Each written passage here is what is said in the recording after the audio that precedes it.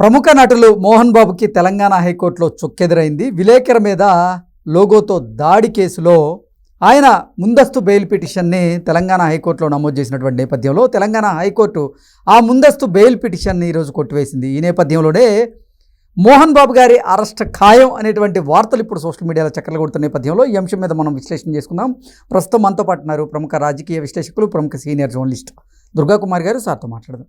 Sir నమస్తే. Sir నమస్కారం కృష్ణ గారు, మన వీక్షకులు కూడా. సార్, మోహన్ బాబు గారు మీడియా విలేకరు మీద దాడి చేసినటువంటి కేసులో ఈ వీక్లో మోహన్ బాబు గారు అరెస్ట్ అవ్వడం ఖాయం అనేటువంటి సంకేతాలు అయితే బలంగా వినపడుతూ ఉన్నాయి. ఆయన ముందస్తు బెయిల్ కోసం తెలంగాణ హైకోర్టులో ఒక పిటిషన్ వేసిన నేపథ్యంలో ఆ పిటిషన్ తెలంగాణ హైకోర్టు అయితే కొట్టివేయడం జరిగింది. ఏంటి సార్, జర్నలిస్ట్ మీద దాడి కేసులో మోహన్ బాబు గారు ఈ వీక్లో అరెస్ట్ అవ్వడం ఖాయమా? ఏం జరగబోతున్న కేసులో అంటే ఏం చెప్తారు?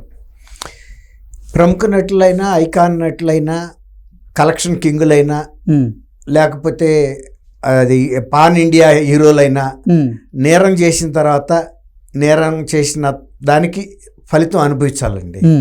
ఇవాళ రేపు ఒకటి ఫ్యాషన్ అయిపోయింది. ఏంటంటే మనం చేయాల్సిందంతా చేసేద్దాం, గౌరవ కోర్టుల దగ్గరికి వెళ్ళి ముందస్తు బెయిల్ తీసుకుంటాం, లేదంటే మా మీద ఉన్న కేసును కొట్టేయమని అడుగుతాం, మనం ఎటువంటి అబద్ధాలైనా మాట్లాడతాం. మనం నటులమే కాబట్టి మనం ఆ మాత్రం కెమెరాల ముందు యాక్షన్ చేయలేమా? గతంలో ఒక ఆయన వాళ్ళ చిన్నాన్ని ఎవడో చంపితే ఇంకొకళ్ళ మీద వేసి కూడా సక్సెస్ఫుల్గా అయ్యాడు, ఒక ముఖ్యమంత్రి అయ్యాడు. మనం కూడా చేయగలం అనే ఒక ధీమా కనపడుతుంది. వీళ్ళు తక్కువ అంచనా వేస్తుంది ఏంటంటే గౌరవ న్యాయస్థానాలని ఎవరైనా నిర్దోషులు వెళ్తే వాళ్ళ పట్ల కొంత సానుభూతితో వ్యవహరిస్తారు, కానీ వీళ్ళు అక్కడ నేరం చేసినట్టు ప్రాథమిక సాక్ష్యాధారాలు ఉన్నప్పుడు ఏ గౌరవ కోర్టు కూడా ముందస్తు బెయిలు అంత ఉదారంగా ఇవ్వలేదండి. అది మనం కొంత ఇంకొక కేసు విషయం కూడా ఇక్కడ ప్రస్తావించుకోవాలి. మనం ఒక ప్రముఖ జర్నలిస్టు విజయబాబు గారు కూడా సామూహికంగా అరెస్టులు చేస్తున్నారు వైఎస్ఆర్సీపీ కార్యకర్తల్ని. కూటమి ప్రభుత్వం వచ్చిన తర్వాత ఈ అరెస్టుల్ని నిలుపుదల చేస్తూ ఆదేశాలు ఇవ్వాలని గౌరవ ఆంధ్రప్రదేశ్ హైకోర్టులో ఒక ప్రజా ప్రయోజనాల వాద్యం లాంటిది వేశారు. వేస్తే అది విచారణకి స్వీకరించారు. స్వీకరించిన సందర్భంలో గౌరవ న్యాయమూర్తులు వాళ్ళ అబ్జర్వేషన్స్ ఏంటంటే, ఇప్పుడు సోషల్ మీడియాలో సామూహికంగా ఇట్లాంటి పోస్టులు పెడుతున్నారు, మరి సామూహికంగా వ్యక్తిత్వ హననం చేస్తున్నారు, వ్యక్తుల గురించినటువంటి అసభ్యకరమైన అభ్యంతరకరమైనటువంటి పోస్టులు పెట్టి వాళ్ళని మానసికంగా వేధిస్తున్నారు. అందులో మేము కూడా ఒకప్పుడు బాధితులమే. మరి అలాంటప్పుడు సామూహికంగా సామూహిక నేరాలు చేసినప్పుడు అరెస్టులు చేస్తే చెయ్యొద్దని మేము పోలీసులు వారిని ఎలా ఆపగలము? అలాంటి ఆదేశాలు ఎలా ఇవ్వగలము? మీరు అలాంటి వారి తరపున ఎందుకు వచ్చారు?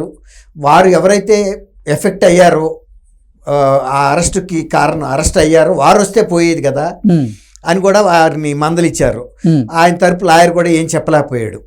అప్పుడు చెప్పేశారు, ఇట్లా ఇవ్వటం సాధ్యం కాదు, నేరస్తుల్ని అరెస్టు చేయొద్దని గౌరవ కోర్టులు ఆదేశాలు ఇవ్వజాలవు అని చెప్పేశారు. ఆ తర్వాత అదే జర్నలిస్ట్కి 50,000 రూపాయల పెనాల్టీ కూడా వేశారు. ఎందుకంటే ఆయన ఒక తప్పుడు కేసుని, ఒక విషయం లేని కేసుని తీసుకొచ్చి హైకోర్టు సమయాన్ని వృధా చేశాడు అనే దాని మీద. ఇప్పుడు మోహన్ బాబు గారి విషయంకి వద్దాం. మోహన్ బాబు గారు ఆ జర్నలిస్ట్ మీద దాడి చేసిన విషయం మీడియా ముందు కూడా ఆయన ఒప్పుకున్నాడు.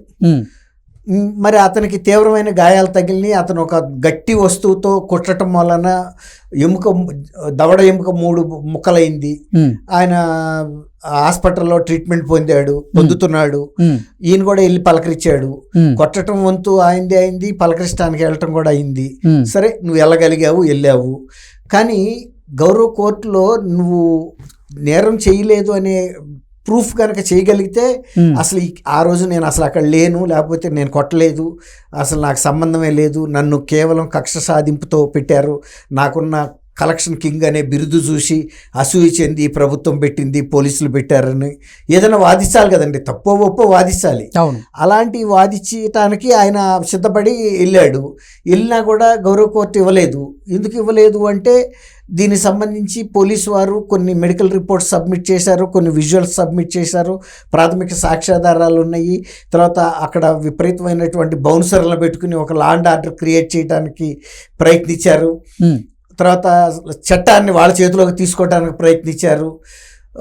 తర్వాత ఇది ఒక మీడియా రిప్రజెంటేటివ్ వెళ్తే అతని మీద ఆ కక్ష అంతా అతని మీద చూపించారు. ఇప్పుడు మీడియా రిప్రజెంటేటివ్ కనుక గేట్లు పగలగొడితే ఆయన మీదే కేసు పెట్టాలి. అవును. కానీ ఆయన మీద పెట్టలేదు. గేట్లు పగలగొట్టిన తర్వాత ఆయనకేం తెలుసు ఎవరు పగలగొట్టారు? గేట్ తీసుంది, వెళ్ళాడు, అక్కడ ఘర్షణ జరుగుతుంది. అక్కడికి చాలామంది పోలీసులు అప్పటికే చాలా ఒక 50-60 మంది పోలీసులు కూడా అక్కడ ఉన్నారు. ఎందుకు వచ్చారు పబ్లిక్? అది కనుక అది ప్రైవేట్ ప్లేస్ అయితే ఇప్పుడు అక్కడ ఒక law and order situation arise అయిపోయింది. అప్పటికే పోలీసులు వచ్చేసారు, వాళ్ళు ఆ సిచ్యువేషన్ని హ్యాండ్ ఓవర్ చేసుకున్నారు, వాళ్ళు దాన్ని ట్యాకిల్ చేస్తున్నారు ఘర్షణని ఫర్దర్గా పెరగకుండా. అట్లాగే ఈ ఎవరైతే ఈ బౌన్సర్స్ ఉన్నారో వాళ్ళు దౌర్జన్యం చేయడానికి ప్రయత్నించినప్పుడు కూడా వాళ్ళని కూడా దూరంగా పెట్టారు. సరే, ఇప్పుడు ఆ టైంలో ఇతని మీద దౌర్జన్యం జరిగింది కాబట్టి మరి అక్యూజ్డ్గా మోహన్ బాబు గారు కొట్టాడు కాబట్టి పెట్టారు పోలీసులు. పెట్టినప్పుడు ఆయన మరి ఒక చాలా పెద్ద హీరో, ఒక సినీ పరిశ్రమకి ఒక పెద్ద దిక్కుగా ఉన్న వ్యక్తి, వాళ్ళ అబ్బాయి కూడా మాకి అధ్యక్షుడిగా ఉన్నాడు, దాసరి నారాయణరావు గారు, వీళ్ళందరూ పోయిన తర్వాత కొంచెం ఉండాళ్ళలో పెద్ద తలగానే మోహన్ బాబు గారిని మనం పరిగణించాలి. అలాంటి వ్యక్తి మరి ఆ ముందస్తు బెయిల్కి వెళ్ళే కన్నా పోలీసుల దగ్గరికి వెళ్ళిపోయి అవును జరిగిన మాట వాస్తవం, మీ చట్టం ఎలా ఉంటే అలా చేయండి. ఆయన సినిమాల్లో పెద్దరికంగా పెదరాయుడు లాంటి సినిమాల్లో ఎంతో పరిపక్వతతో నటించిన వ్యక్తి అదే స్టేషన్ ఆఫీసర్ దగ్గరికి వెళ్ళి మీ చట్టం ఏది ఉంటే అది చేయండి అండి, నేను మీకు సహకరిస్తానికే వచ్చానని చెప్పొచ్చు కదా. కంప్లైంట్ ఇవ్వడానికి నువ్వు వెళ్ళావు కదా, మరి ఇప్పుడు నువ్వు కొట్టావు అనేది నీకు తెలుసు, పోలీసులకి తెలుసు, పోలీసుల సమక్షంలోనూ కొట్టావు. అతనికి అంతటిగా మైక్ పెట్టుకుని అతను కొట్టుకోడు కదా.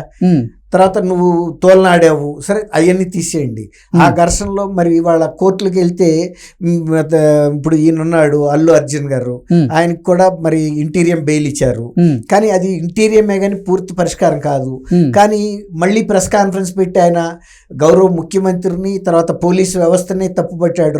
రానంటూనే రాములోరి గుడికి వచ్చిందో చిన్నది అన్నట్టు నేను ఎవరిని ఏమన్ను, ఎవరిని ఆరోపణ చేయను, ఎవరిని విమర్శలు చేయను అంటూనే ఆయన చాలా తీవ్రమైన విమర్శలు చేశాడు. అంతకుముందు అల్లు కుటుంబానికి ఆ సంఘటన చనిపోయిన తొక్కిసలాట్లో కుటుంబానికి చేతులే కాలిని. నిన్న వాళ్ళు స్వయంగా పెట్టిన ప్రెస్ కాన్ఫరెన్స్ తర్వాత ఒళ్ళంతా కాలింది. అందరూ కూడా చీకొడుతున్నారు, వాళ్ళ పద్ధతి మారలేదు, వాళ్ళు కేవలం డబ్బు మనుషులు, మానవత్వం లేదు.